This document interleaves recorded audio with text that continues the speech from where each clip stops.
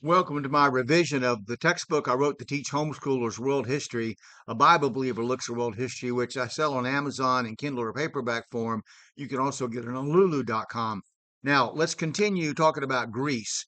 Now, Mycenaean civilization, the civilization that gave us the conquerors of Troy, Achilles, Agamemnon, Odysseus, also known as Ulysses, has few scant remains for us to examine. Most of our information comes from the epic poems of Homer, known as the Iliad and the Odyssey, about the legendary war between the city-states of the Greek mainland and the West Asian minor city of Troy. This culture was more primitive than later Greek culture in industry, trade, and accomplishment. But one thing that stands out is their metalwork, of which the best example is found in a tomb at Vaphio near Sparta, where gold work is very sophisticated and skillfully done.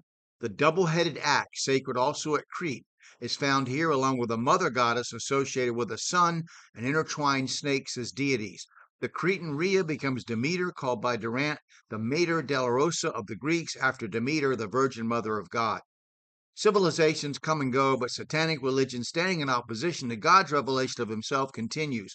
Read 2 Corinthians 4:4 and Romans 1:19 and 25. The Mycenaeans prospered after the fall of Crete and the Minoan civilization. Their artwork became even more distinctive. Their trade reached into the Near East, and Troy apparently was a stumbling block.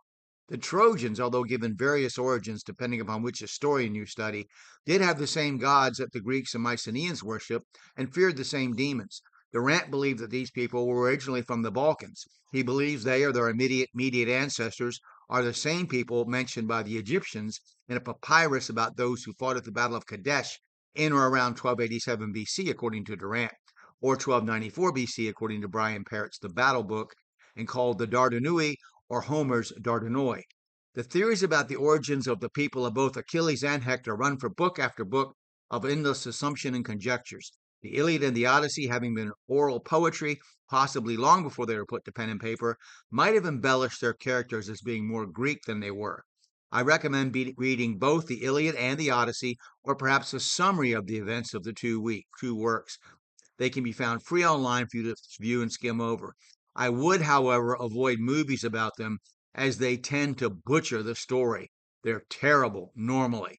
Okay, so anyway, we'll pick it up. Durant talking about Greek tradition and Zeus, some things that Zeus did, and talking about the father of the Greek tribes, that kind of thing. So please, if you watch this video, click like, and then feel free to make comments. If you don't like something or think I said something wrong, post the citation so I can study it and learn from you and what you've learned. Thank you.